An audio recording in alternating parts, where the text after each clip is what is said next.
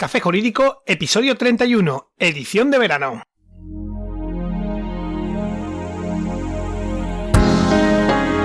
Buenas tardes, mi nombre es Juanma Delgado y esto es Café Jurídico, un espacio de divulgación jurídica donde, en el tiempo que dura un café, abordaremos novedades legislativas, interpretaciones de doctrina y jurisprudencia sobre distintas temáticas, aprenderemos a manejar herramientas para la eficacia y la productividad profesional y, en definitiva, nos acercaremos de una forma amena y distendida al sector jurídico. ¡Comenzamos! Tenemos que hablar.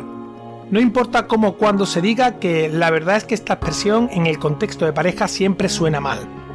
Cuando uno la escucha, lo primero que le viene a la cabeza es la ruptura de la relación o al menos una bronca monumental. Para ser justos, detrás de un tenemos que hablar normalmente no viene nada bueno. Y eso que es precisamente hablar las cosas y comunicarse lo que evita en gran medida llegar a la ruptura de la relación. ¿Cuántos de los profesionales que han pasado por nuestros micrófonos han hecho alusión directa a los problemas que causa la falta de comunicación y la necesidad de trabajarlos? Sin embargo, cuando nos dicen o decimos tenemos que hablar, se impregna todo de un aire fatalista. Y lo cierto es que se trata de uno de esos momentos que, por mucho que en ocasiones hagan falta, se intentan evitar por todos los medios. Yo siempre digo que a las personas se les ve a la salida y no a la entrada. Y bueno, si lo piensas, tiene su lógica. Es cuando todo se termina el momento en el que conocemos realmente a quién teníamos al lado, y no me malinterpretes, no es que no se pueda conocer antes también si se analizan los hechos y las situaciones, pero llegada la ruptura es cuando sí o sí vamos a ver cosas en nuestra pareja que ni nos imaginábamos cuando estábamos con ella. ¿Que no me crees? Puede que alguno o alguna esté pensando que se trata de una visión muy derrotista de las relaciones, pero lo cierto es que por mi trabajo veo una cantidad ingente de parejas rotas y, a decir verdad, no importa si llevan 2 años, 13, 25 o 40, que al final siempre hay una sorpresa negativa en uno de los miembros o en los dos respecto al otro. Y no creáis que hace falta que la relación haya finalizado por terceras personas en discordia. Esto pasa incluso cuando ambos han llegado a la conclusión conjunta de que la relación está muerta y lo mejor es separarse. Choca ver cómo alguien que lleva más de 40 años con otra persona se sienta en tu despacho y te dice: ¿pero cómo puede estar haciéndome esto o lo otro? Llegado a ese momento, son muy pocas las parejas que no se sorprenden de con quién estaban. Por eso es tan difícil alcanzar acuerdos en esos momentos con quien hasta hace poco era la persona escogida para acompañarnos en nuestra vida. En fin, precisamente por eso y porque la práctica me demuestra que el amor y la ilusión pierden muchas más veces de las que nos gustaría, pues siempre recomiendo a todo el mundo que intente abordar la ruptura de la relación con naturalidad y sin acritud. Y sobre todo, como una parte más de la relación. Es curioso, el ser humano siempre tiende a no querer ver el final. Nos pasamos media vida temiendo y evitando pensar en las cosas como la muerte y la ruptura. Y lo cierto es que son cosas que forman parte de la vida y por las que, nos guste o no, tarde o temprano vamos a pasar.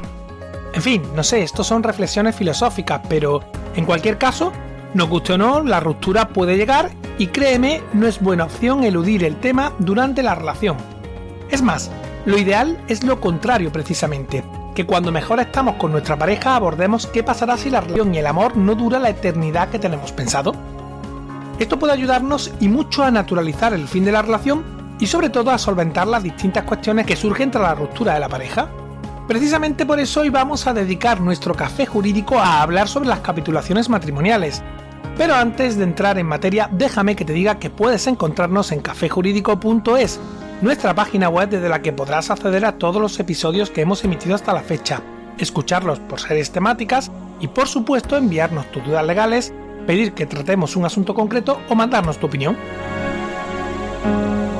Quizás a quien piense que hablar de dinero o de una posible ruptura durante la relación o antes de casarse parezca poco romántico o adecuado.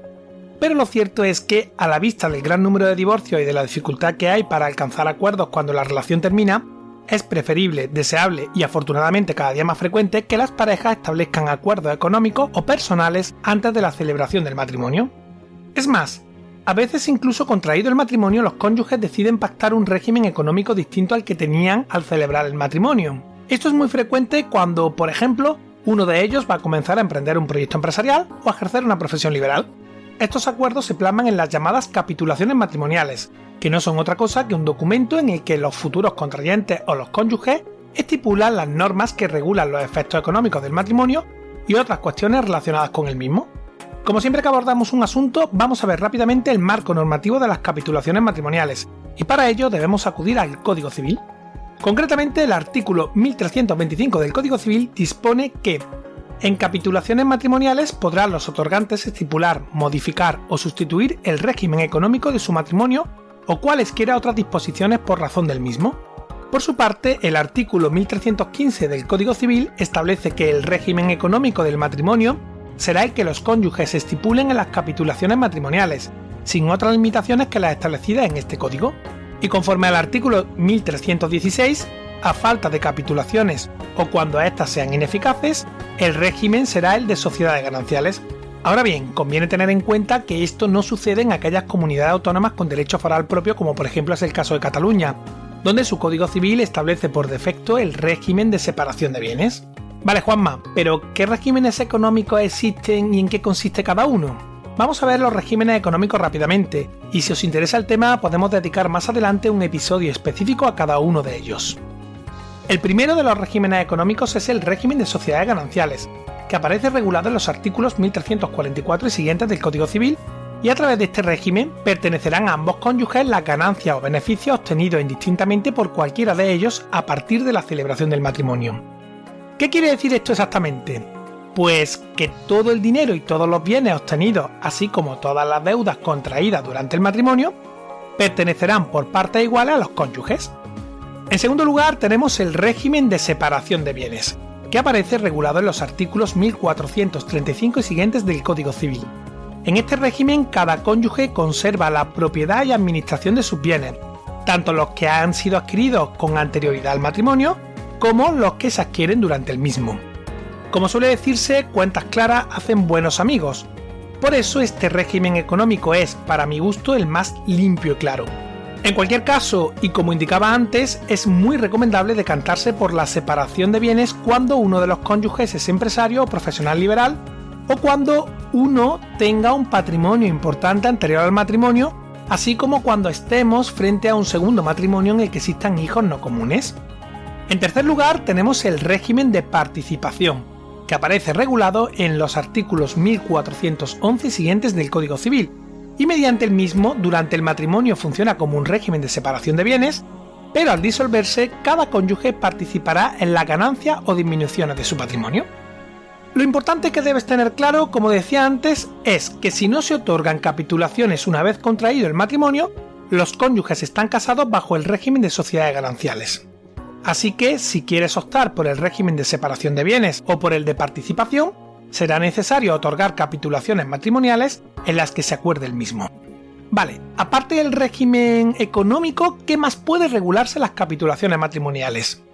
Aunque lo más frecuente es que simplemente se pacte o se modifique el régimen económico del matrimonio, también es posible acordar otros asuntos relacionados con el mismo, tales como la exclusión de determinados elementos patrimoniales de las sociedades gananciales, o la concesión de una pensión en favor del cónyuge que se dedica a las tareas no remuneradas de cuidado y del hogar, o establecer algunas previsiones sobre las consecuencias de una separación o un divorcio.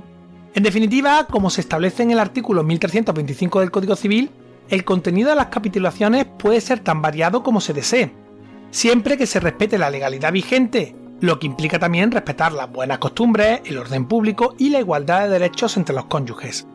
Mi consejo es que te pongas en manos de un notario o de un abogado especializado en familia para que te ayude a diseñar unas capitulaciones adecuadas a tus intereses y que sean legalmente válidas.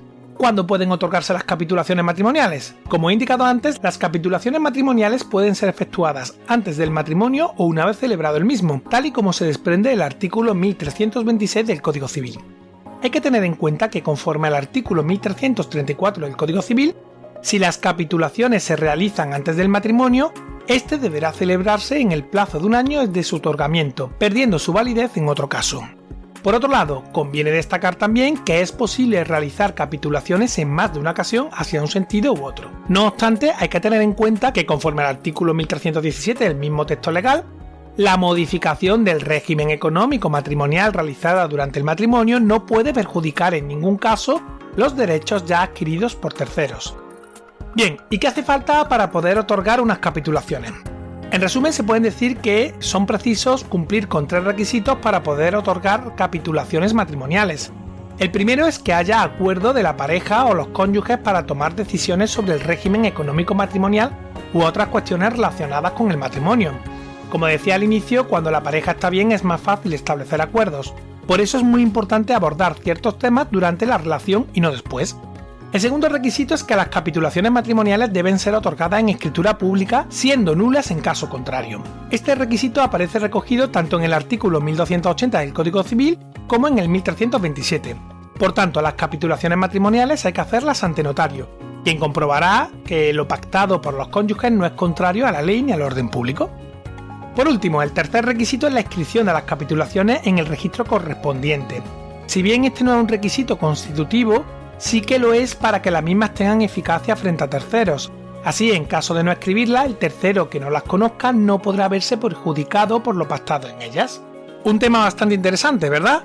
Pues ya sabes, si estás pensando en casarte o estás casado y quieres cambiar el régimen económico, este es un momento idóneo para establecer unas capitulaciones matrimoniales. En fin, hasta aquí el programa de hoy, espero que te haya resultado interesante. Terminamos por hoy, no sin antes recordarte que puedes seguirnos y escucharnos en iTunes, iVoox, Spotify, Google Podcasts y YouTube.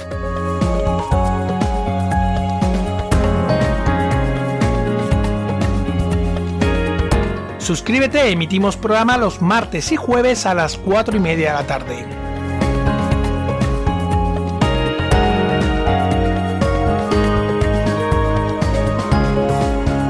Muchas gracias por tu tiempo, nos vemos el próximo jueves, donde un día más, acompañados de un café, nos acercaremos de una forma amena y distendida a las novedades y cuestiones del sector jurídico.